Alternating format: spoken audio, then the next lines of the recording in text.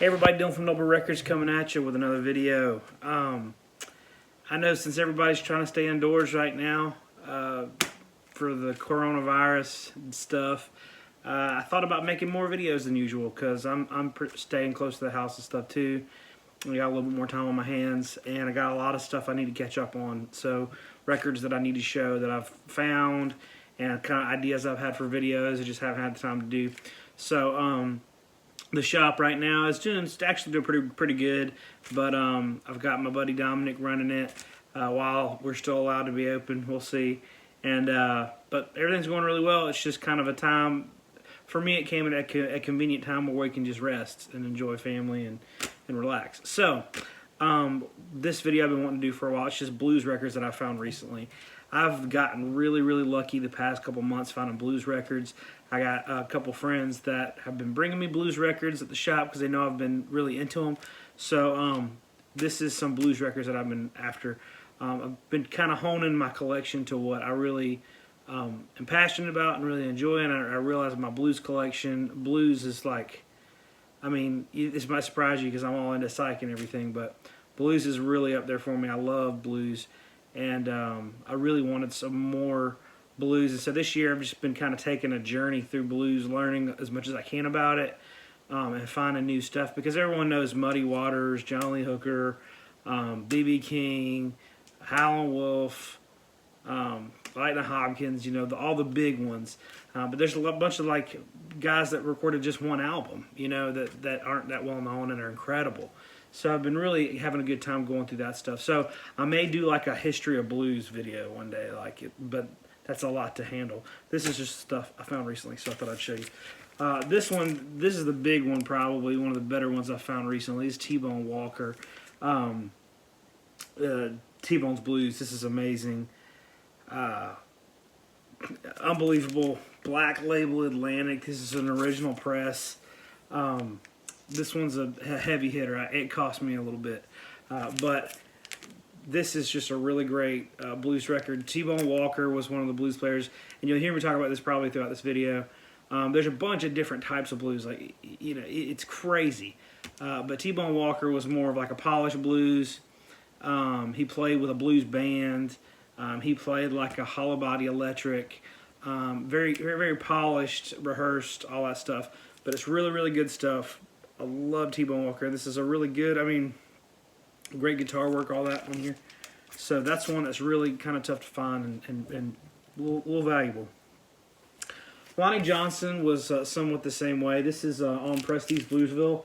And if you've been following my channel, you know that Prestige Bluesville label is my favorite blues label to collect. I'm not huge into collecting labels, but Prestige Bluesville is one that I want to get everything on that label because there's so many records like that I was telling you about that are just guys that did a one-off, just one record or whatever. And then there's, you know, some that did a lot of records on Bluesville. But it's such a great label. If you want to get a really good crash course in the blues, Prestige Bluesville is just a great label to start with. But this was Lonnie Johnson, Blues by Lonnie Johnson. I didn't have this one, so I was looking for it. Also Folkways I collect, but I'll get into that later.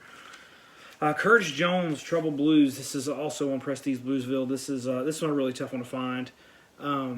This is Curtis Jones did piano type jump blues. Really good. I don't want to, you know, just skip over it. But Curtis Jones, he didn't do a whole lot. There's not a whole lot recorded from him. He's the type of guy, he played blues his whole life, but I only really got a few really good recordings out. This is one of them, so that's a good one to have. Another one, and you guys probably have all seen this record, Son House, Father Folk Blues. This I already had, but this is a white label promo. When I saw this, I just had to have it. A friend of mine showed it to me, and I kind of begged him for it for a while. And finally, he brought it in the other day and let me have a swing at it. So this is an incredible record. Son House played, he was born in the early 1900s. He played when he was young, and then he got into some trouble. He was in a bar fight. Well, it wasn't a bar fight. Somebody came in shooting, and Son House somehow killed the guy. I think he shot him, and then was sentenced to 15 years in prison. His family really pushed for the court to re-examine his case, so he actually only served 2 years in prison and was released because it was self-defense. Anyways, so then he went and did a bunch of other stuff, did some music, but then became a pastor to church. And then these guys, this is a really cool story, these guys that were record collectors kind of discovered some of his old recordings and tracked him down and really, this was during the like a folk music revival, early 60s, and they kind of showed interest, so he started recording albums and touring again. So Sunhouse is an incredible story behind him, but this is a really good record. This is an absolute classic. This is a must-have if you love blues. So that's kind of like folk blues. This is another Sunhouse. 14 songs from the man who taught Robert Johnson. That, you know, there's some debate on that claim, but a lot of people say he taught Robert Johnson how to play guitar and not the devil. You guys know the story about Crossroads and Robert Johnson sold the devil. Some people say Sunhouse taught him, but Sunhouse was no doubt a significant influence on Robert Johnson. So this is kind of a cool compilation. It's not worth a whole lot, but Sunhouse. Albert King, you hear about the three kings, man. Albert King, Freddie King, B.B. King in the blues. Albert King was a really great, this is an album called Lovejoy. I have a special place in my heart for Albert King. Growing up, there he is. Growing up, I listened to Stevie Ray Vaughan a lot. Just really aspired to be like him. I was a guitar player, still am, I guess. But and Stevie Ray Vaughan really got a lot of his influence from Albert King. Albert King played left-handed flying V guitar, and man, he was just an absolute fierce player. He bent those strings till they were right, man. He was a passionate, very, very strong-handed player. You see him a lot of times smoking a pipe while he's playing. Just a bad mother. I mean, he was amazing. But Albert King is one of my absolute favorite guitar players. He's got style. He's got grace. He's smooth. I mean, and he just plays that guitar like he freaking owns the place. I mean, he's great. Love Albert King. Not too different. This is I had this already, but this is a white label promo mono copy. Freddie King is a blues master, and Freddie King is a blues master.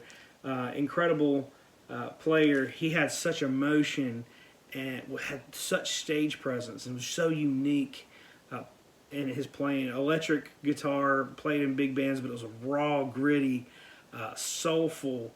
I mean, he's a guy that you want to look up his videos on YouTube and watch him, not just listen to him, because he had such a presence on stage. Just unbelievable player. I got another one by Freddie King. Freddie King Sings. This is a really rare first press with the black label on King. Pretty tough to find these. And as you'll notice, Freddie King is spelled wrong. F-R-E-D-D-Y. His name was Freddie with an I-E. But I don't know why. There's probably an explanation. I just don't know. Maybe they thought that was more marketable to spell it that way. I don't know, but this is an early one. This one, another one, Freddie King Hideaway. This is in the Shrink. This is a reissue, but with the Y. And then Freddie King Goes Surfing. This is an early King pressing of this as well. I don't know if it's on the blue or the black. Yeah, it's on the black. But yeah, it's just interesting. Sometimes it's spelled with an IE, sometimes spelled Y. The appropriate spelling is obviously the IE. But anyways, pretty cool. I don't know, kind of interesting. I guess he didn't care. Just call me whatever you want. Big Joe Williams, blues for 9 strings. Big Joe Williams was an incredible blues player. Mississippi Delta, 9-string guitar. You may think, well, what is a 9-string guitar? Because guitars, last time I checked, had 6 strings. So if you've ever seen a 12-string guitar, so a 12-string guitar is basically the same thing as a 6-string guitar. But each string has 2 strings instead of 1. And some strings are an octave difference. So when you hit it, you hit the same note 2 different octaves apart. And then some of them are unison strings where it's 2 strings and you hit the note and it's the same note twice. So kind of confusing if you don't play guitar, but if you do play guitar, you're tracking with me and you get it. So same thing with 12-string guitar. Some of the strings were octave strings, some of the strings were unison strings, but it wasn't a 12-string, it was a 9-string.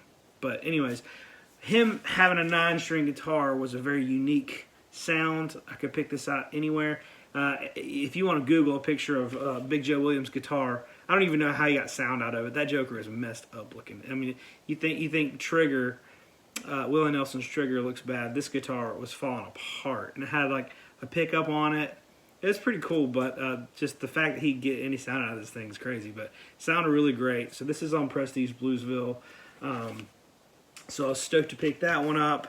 This is another one, Pineywoods Big Joe Williams. This was his first release ever on LP. This is a Delmark. This is a reissue, but it's like a 70s reissue, I think. But yeah, this Pineywoods Big Joe Williams, another.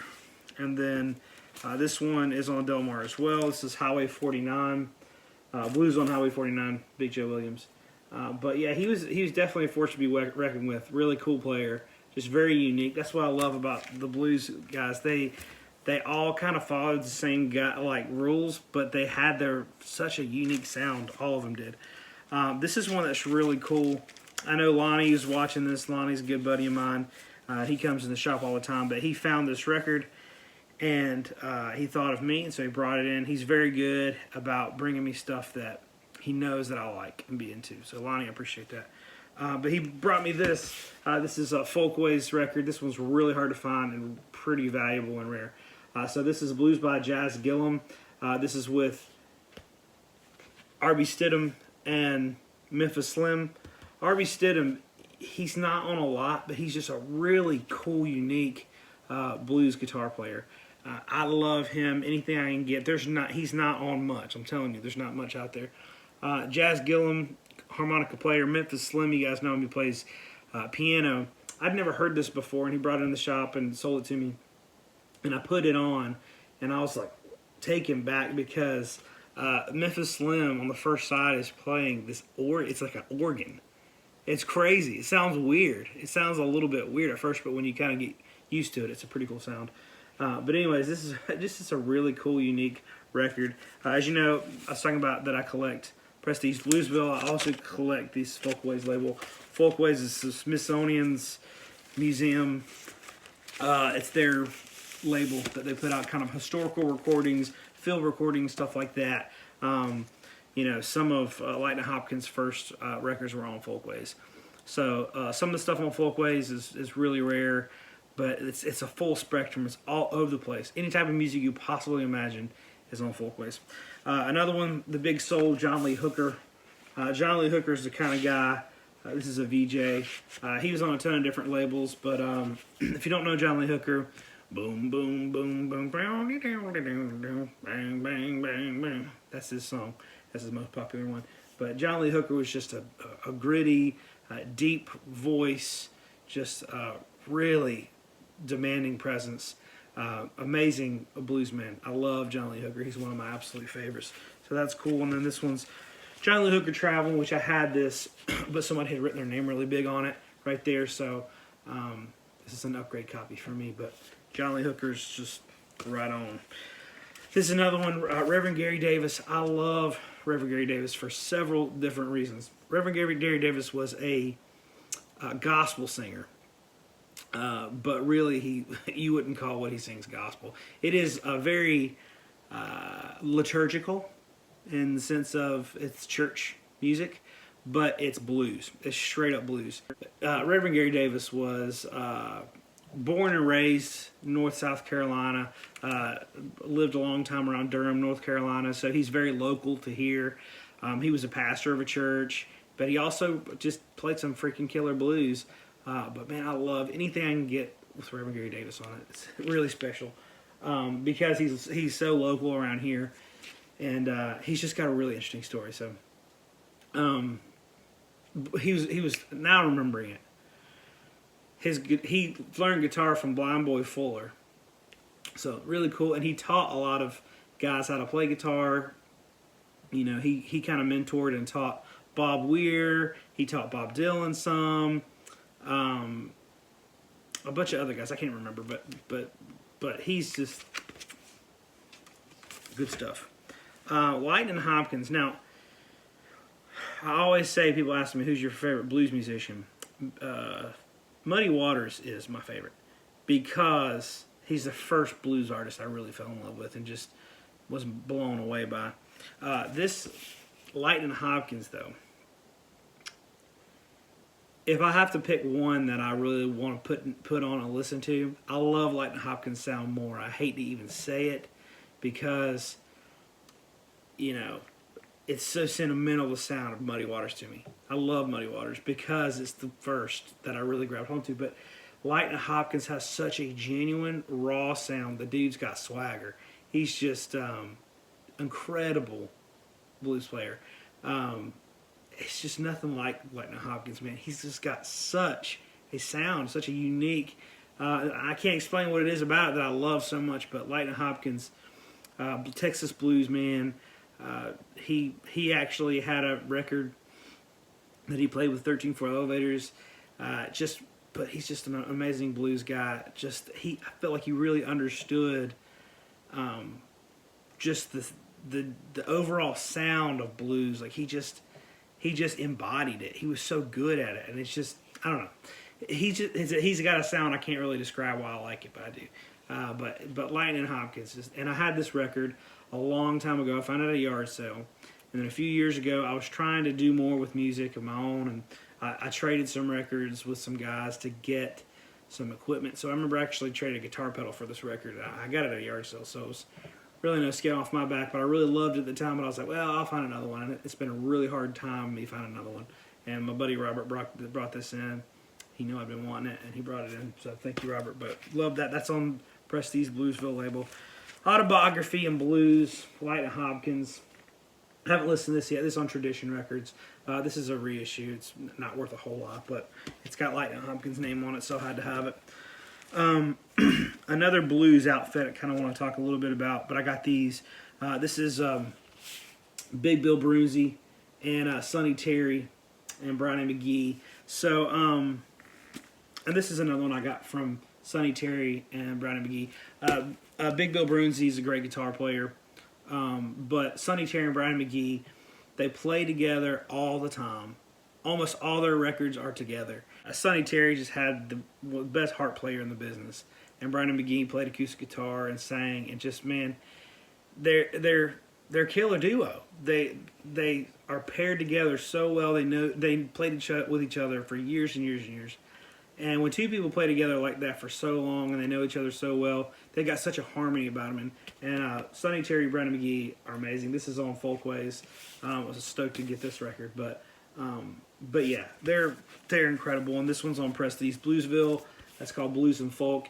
It's funny, I wanted this record really bad, and someone brought me, this was a couple months, maybe a month ago, so my friend Robert brought me this on a Friday night. On Saturday, someone traded one in, and on Sunday I bought a collection, and it had it in it. So 3 days in a row I found this record. It's crazy because it's rare, but yeah, this is a mint copy, man. It's unbelievable. Another one, Casey's Blues, Casey Douglas. Casey Douglas was more along the lines of country folk blues. It's just acoustic guitar and it's a lot of soul. So this is one I've been looking for. It's kind of tough to find on Prestige Bluesville. So my Prestige Bluesville collection is coming along very nicely. I'm getting a lot of them, but this is one of the ones I wanted most. I really love just the raw sound of just acoustic guitar and vocals with blues. And I love electric blues too, because I mean I used to love playing that type of stuff, but it's just so genuine and raw. I love that, but that's what this is. Really good stuff. Moved down the line, Jesse Fuller. Jesse Fuller was a Californian blues player. They called him one-man band, you know. He played harmonica. He would have like a little drum with a hi-hat. He played guitar, and then he invented this instrument, the Fatdella is what they call it. And he played kazoo too, but the Fatdella is a foot-powered thing where he'd be playing guitar, and he would be playing this thing with his feet. It was almost like a giant keyboard, but it would strike all these, that had these pedals that would hit these bass strings. So it would sound like a bass. I mean, it was a bass. But he invented this instrument to where he would sit and he would play, and so he could play guitar, play harmonica, sing, play kazoo, and hit with his feet the bass notes, and he would be one-man band. Like, it was amazing. But Jesse Fuller was an incredible guy. He actually ran a shoe sign stand, and in between having customers, he would sit out there and play music, and people would drop money, and then he would do his shoe sign too. So really cool, interesting stuff. But like a lot of these blues guys, he started off busking, and he did that for a very long time, and his recordings are just golden. But really, really, really cool guy. Tampa Red, don't jive me. Tampa Red is more of a polished blues type of player, but he also played a resonator. He's one of the first to really incorporate that into blues, to play on the resonator guitar. But this is really cool stuff. But like I said, it's more on the polished side. I do like the polished blues, but I think for blues, to me, I really like the raw blues a little bit better. But there's a place for all of it, and I really like it all. This is another one that I was really excited to get. I've seen this very much. This is the Blues, a Real Summit meeting. You got B.B. King, Muddy Waters, Big Mama Thornton, Clarence Brown. But anyways, a bunch of guys on here playing a blues concert, and it's an original master recording, so you don't really see that very often, but had to add that one to the collection. Came in the shop. Big Joe Turner, really the blues. Big Joe Turner is another one of those more polished blues players. But yeah, he's known for what was that song? He was known so well for Shake, Rattle, and Roll. That's it. That Big Joe Turner. But yeah, this is one. It's a compilation. It's cheap. If you want to get into blues, they've got a lot of these really cheap. I mean, you can get these for like $10. You know, you don't have to go for the big bucks right away. You can get some like cheaper 80s, because in the 80s they were cranking out some pretty affordable blues records that everyone could get. So the last one I wanted to show is Mel Brown, Bigfoot Country Woman. This I believe is a quadraphonic pressing, but anyways, it's just a great cover, great title, Bigfoot Country Woman. But Mel Brown was just really incredible. He was on Impulse for a while. Incredible, funky blues player, different than everything else I've talked about. You would almost consider some of his stuff jazz, but really great guitar player, really dynamic. But yeah, this is a good record. I thought I'd add it in because I had so many from my last. So anyways, this has lasted longer than I thought it would. So I'm going to go ahead and cut y'all loose. But thank you for watching. Hope you guys enjoyed this video. And if you want me to do like a history of blues video or something like that, just tell me in the comment section. See if that's something you'd like for me to do, and I'll try to pull something together and do it. So thank you guys for watching. If you have any suggestions for future videos, I'm trying to do a video every day until this whole coronavirus thing blows over. We'll see how well that works out. I might get tired of doing it, but send me suggestions. Love talking to you guys. Love hearing from you guys. Subscribe to the channel if you haven't already. Talk to you soon.